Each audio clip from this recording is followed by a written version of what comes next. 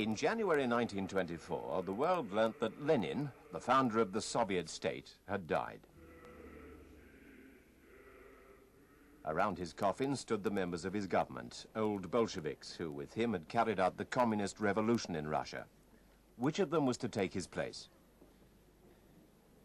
It was to be this man, the head of the Communist Party Secretariat. At this time, the outside world knew almost nothing of him. His real name was Joseph Dugashvili, but he chose to be known as Stalin, Man of Steel. Events were to prove that name well chosen. This is the story of how this man turned Russia into a world power, with himself supreme at its head.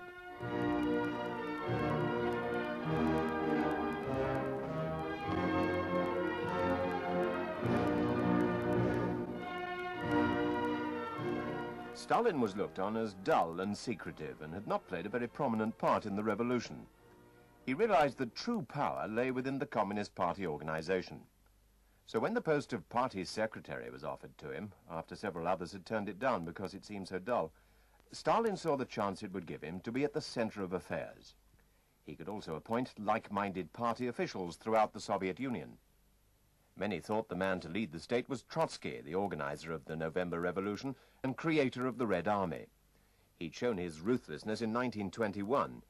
The sailors at Kronstadt Naval Base had mutinied in protest against the Communist Party's harsh rule.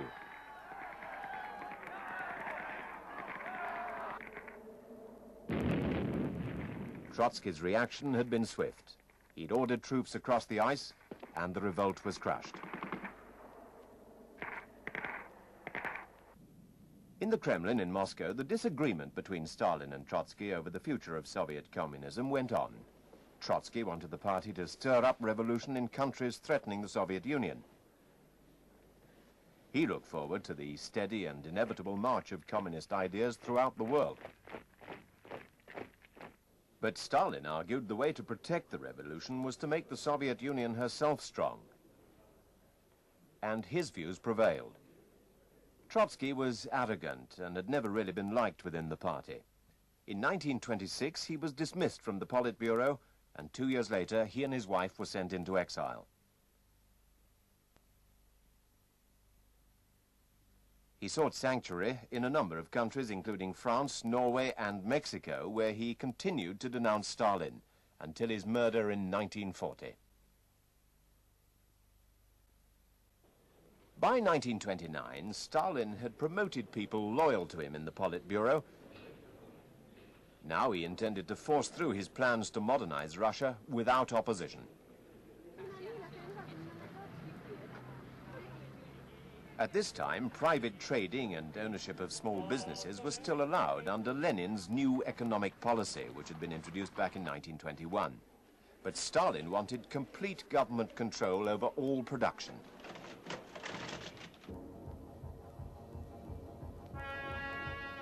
The answer was to be the 5-year plans, and Lenin's new economic policy was abandoned. In government offices, production targets over a 5-year period were laid down for every kind of product by an army of planners. Local committees then worked out ways of meeting these targets.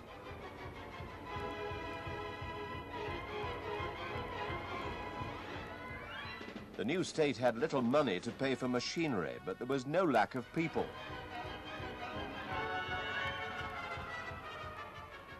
The idea was to change the industrial face of the Soviet Union in as short a time as possible.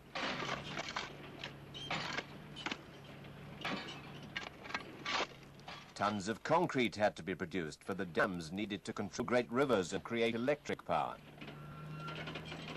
Timber from the Soviet forests was needed for the thousands of kilometers of new railway track ordered under the first 5-year plan. Railways had to be built to open up the Soviet Union and supply the raw materials for the new industrial centers like Magnitogorsk being built deep in central Russia.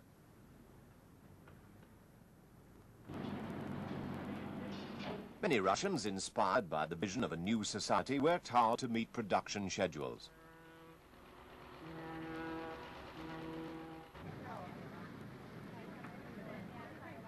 The modern Soviet state being created by Stalin needed a healthy and educated workforce.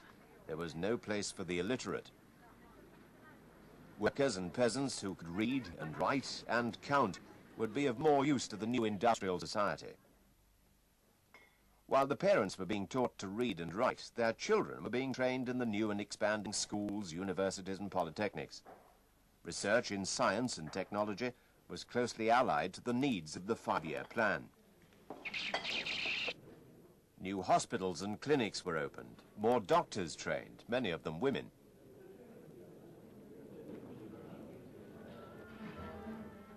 The second 5-year plan ran from 1933 to 1937. It called for more steel, more engineering, more electric power.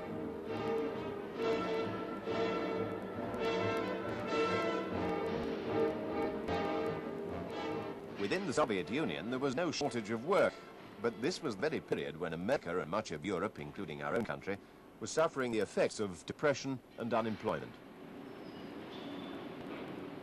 So the Soviet Union was catching up with the Western world rapidly. But this was not enough for the Soviet Union's leaders. They demanded even more effort from the workers. This coal miner, Stakhanov, did the work of 16 men in one shift. Everyone was told to work like the hero Stakhanov. If you did, you were rewarded. But slackers were held up to ridicule and punished.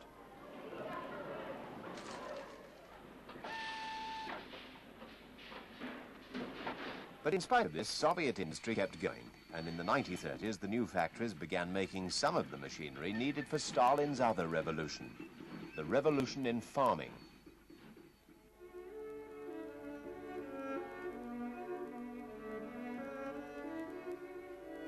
Agriculture was simple and primitive. Though the peasants now owned their land, they still farmed in the way they'd done for hundreds of years. Yet food production was vital. The grain was needed for export to pay for machinery from abroad, and for bread to feed the industrial workers in the cities.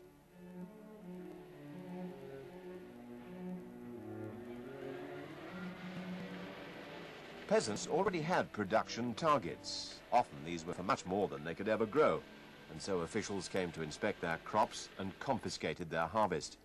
More grain had to be produced. So a new system was introduced: collectivization. In 1929, communist leaders began forcing the peasants to join collective farms, where they'd have to share the work and make best use of the new machines that were coming. Now there was to be mass production in farming, just as in industry.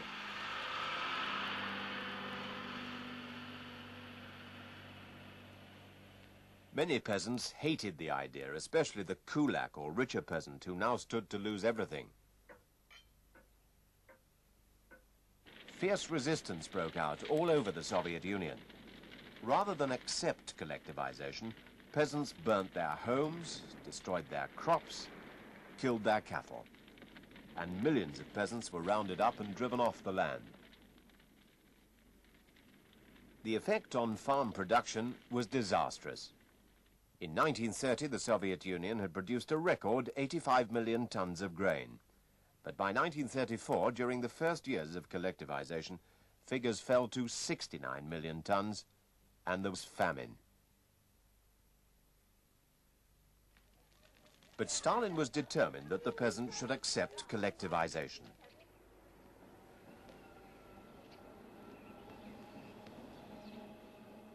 However, life in the towns and cities did improve.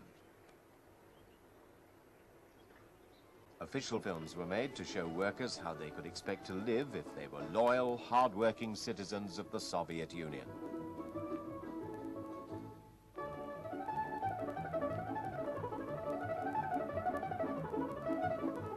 With running water and central heating, or eat as well in such comfortable surroundings. Stalin's planners produced many ideas for dream cities of the future, and Stalin's showpiece, the Moscow Underground.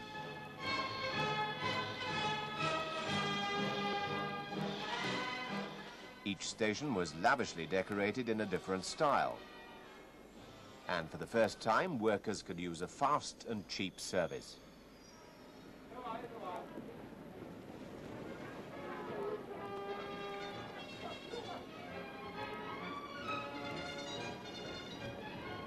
But the real achievement of these years was the success of industry during the 5-year plans.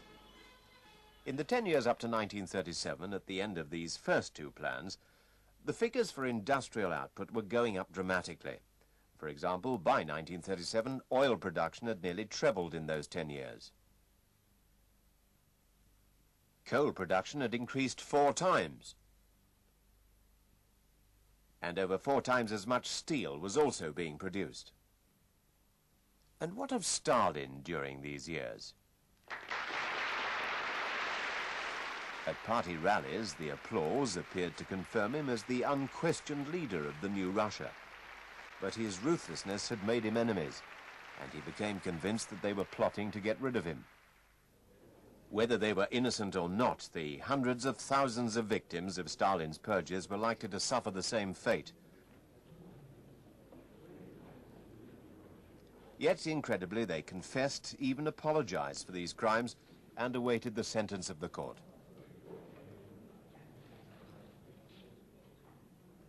Punishment was inevitable, and details broadcast to the world by Moscow radio. Hello, you are listening to Radio Center Moscow, broadcasting on 25 meters, radio station RME. The Trotsky fascist criminals who have made an attempt against the property of the Soviet state and against the most precious thing of all, against the lives of our workers, have deserved their merciless punishment. The sentence of the court was received by toilers of our country with grave satisfaction. This is the sentence of our great country. Death to the enemies of the people. We have the great Stalin, our banner, our glory and our leader. We have the Lenin-Stalin party, the live creative force of our people. We have the Stalin-Soviet government, the mightiest government in the world. Now Stalin was secure. Now all the celebrations were in his honor. He demanded applause and love.